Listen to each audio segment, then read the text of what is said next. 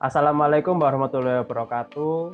Di sini kami dari kelompok 1 akan mempresentasikan hasil kerja kelompok kami yang berjudul Algoritma dan Pemrograman Uji Mann-Whitney menggunakan software R.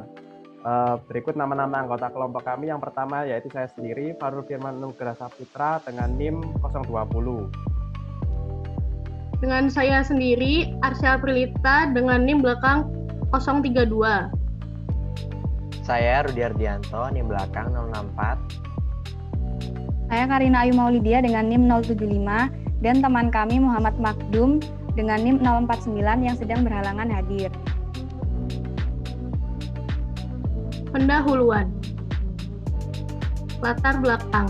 Ilmu statistika terdiri dari berbagai macam metode yang dapat digunakan untuk menyelesaikan permasalahan berdasarkan kriteria suatu data seperti metode non-parametrik. Metode non-parametrik digunakan apabila karakteristik kelompok data yang dijadikan sampel tidak diketahui. Sampel data yang berukuran kecil sehingga distribusi statistik pengambilan sampel tidak mendekati normal. Selain itu, metode ini diterapkan terhadap data yang berskala ordinal dan nominal. Metode non-parametrik sendiri terdiri dari berbagai macam uji yang digunakan secara luas. Salah satunya adalah uji Mann-Whitney. Uji Mann-Whitney digunakan untuk menguji perbedaan dua sampel bebas. Jika data yang digunakan berskala ordinal, tetapi dalam kasus tertentu, uji ini juga dapat digunakan jika data berskala nominal, interval, dan rasio, tetapi harus ditransformasikan terlebih dahulu ke skala ordinal. Perhitungan uji Mann-Whitney dapat dilakukan secara manual, namun berpeluang memperoleh hasil yang kurang sempurna ketika data yang dianalisis terdiri dari banyak sampel, sehingga memerlukan ketelitian yang tinggi dan berakibat terhadap durasi pekerjaan yang membutuhkan waktu lama. Seiring dengan berkembangnya teknologi, penyelesaian uji Mann-Whitney dapat dilakukan melalui berbagai macam software seperti SPSS, Minitab, dan R. Menggunakan software R diharuskan membuat algoritma dan pemrograman terlebih dahulu agar bisa menampilkan output yang sesuai dengan permasalahan. Melalui algoritma dan pemrograman, pengguna dapat membuat dan mendesain tampilan sesuai keinginan. Salah satu bentuk tampilan yang menarik pada software R adalah tampilan R GUI. Oleh karena itu, penulis tertarik untuk mengaplikasikan uji Mann-Whitney dalam beberapa contoh kasus yang ada di kehidupan sehari-hari dengan algoritma dan pemrograman software R. Rumusan masalah. Bagaimana pembuatan algoritma dan pemrograman untuk uji Mann-Whitney dengan menggunakan software R? Yang kedua, bagaimana implementasi dari hasil algoritma dan pemrograman uji Mann-Whitney pada beberapa studi kasus? Tujuan penelitian ini adalah membuat algoritma dan pemrograman untuk uji Mann-Whitney dengan menggunakan software R dan mengimplementasikan hasil algoritma dan pemrograman uji Mann-Whitney pada beberapa studi kasus. Manfaat penelitian kami adalah bagi pembaca dapat menyempurnakan algoritma dan pemrograman ini dengan cara yang lebih baik sehingga menjadi lebih efisien untuk algoritma dan pemrograman selanjutnya. Bagi akademisi, sebagai pembelajaran dan penambahan wawasan mengenai algoritma, pemrograman, dan pengaplikasian uji Mann-Whitney.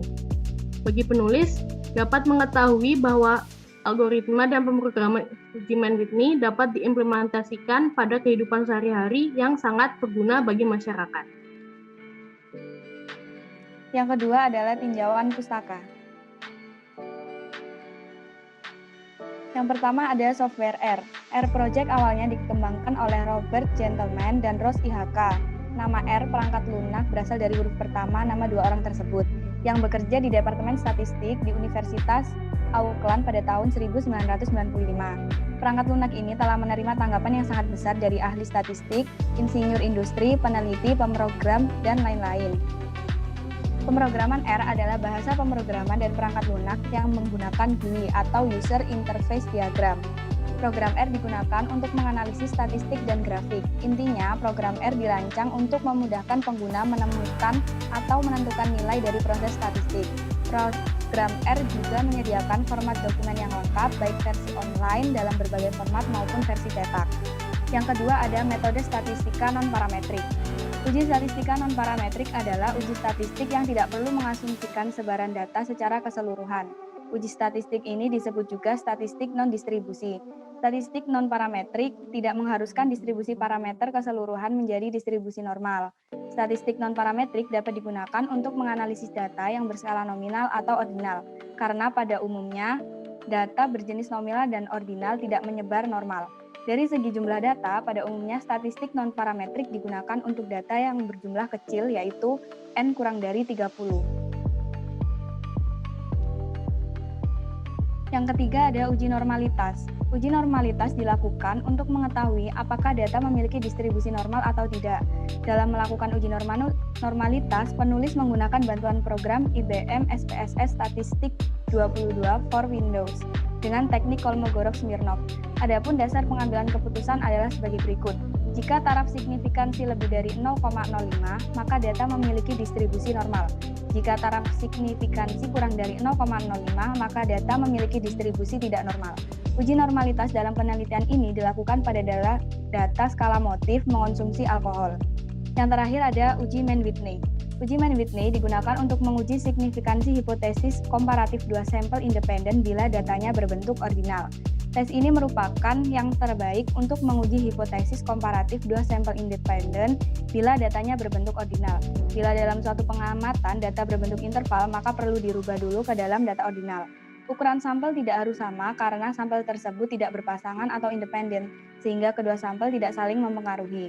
Sampel diambil dari dua populasi di mana perbedaan kedua populasi diamati berdasarkan sampel acak dari populasi tersebut.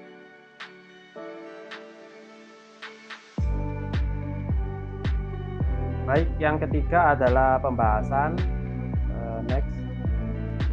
Yang pertama adalah studi kasus yang pertama.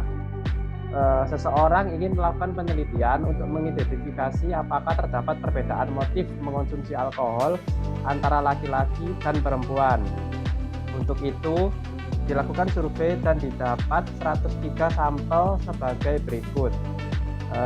Yaitu ada datanya ya. Yang pertama ada total dan yang sebelah kanan kolomnya ada jenis kelamin. Next, ini juga datanya, total datanya 103. Next. Baik, untuk penyelesaiannya yang pertama kita mengkategorikan data. Yang pertama 1 untuk laki-laki dan 0 untuk perempuan. Lalu melakukan uji normalitas dengan hipotesis H0 data berdistribusi normal, H1 data tidak berdistribusi normal. Dengan daerah kritis tolak H0 jika nilai p-value lebih dari alfa dengan alfa 5%. Next. Dari hasil uji normalitas kita dapatkan nilai p-value sampel sebesar 0,181 untuk sampel 1 ya. Lalu p-value untuk sampel 2 0,00403. Karena terdapat data yang tidak berdistribusi normal, yaitu untuk sampel 2, maka telah memenuhi asumsi dari statistik non-parametrik sehingga bisa dilanjutkan untuk uji Mann-Whitney. Next. Berikutnya melakukan uji Mann-Whitney yaitu dengan hipotesis H0 tidak terdapat perbedaan motif mengonsumsi alkohol antara laki-laki dan perempuan. H1 terdapat perbedaan motif mengonsumsi alkohol antara laki-laki dan perempuan dengan alfa 5%. Daerah kritisnya tolak H0 jika nilai Z hitung lebih dari Z tabel untuk Mann-Whitney sampel besar. Next.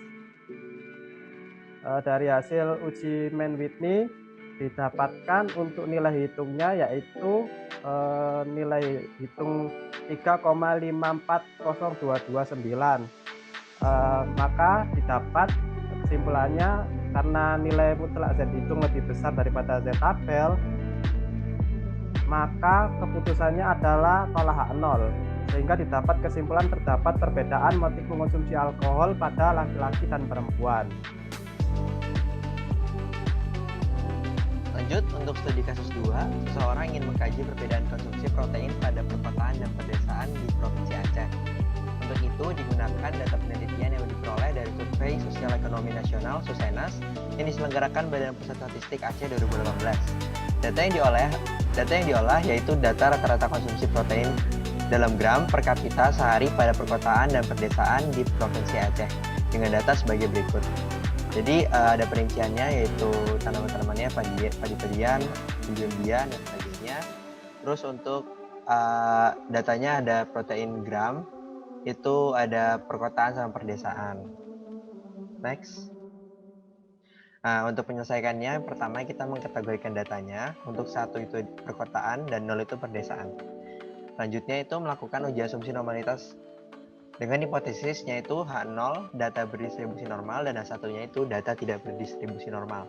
Dengan daerah kritis tolak H0 jika nilai p-value lebih dari alfa atau 5%. Nah, dilakukan uji normalitas karena dapat dilihat kalau misalnya sampel 1 itu hasil perhitungan itu 0,00070, terus yang kedua 0,0002. Nah, karena datanya itu keduanya itu tidak berdistribusi normal, maka telah memenuhi asumsi dari statistik non parametrik sehingga bisa dilanjutkan untuk uji Mann-Whitney. Lanjut. Melakukan uji Mann-Whitney, hipotesisnya itu H0 tidak terdapat perbedaan konsumsi protein di perkotaan dan perdesaan, dan H1 terdapat perbedaan konsumsi protein di perkotaan dan pedesaan dengan taraf signifikansi 5%. Daerah kritisnya itu tolak H0 jika nilai U hitung kurang dari U tabel. Nah, ini tuh untuk Mann-Whitney sampel kecil, beda sama yang sampel besar tadi. Lanjut. Menggunakan program uji R didapat bahwa nilai statistik uji U-nya itu 79 dan U tabelnya itu 46.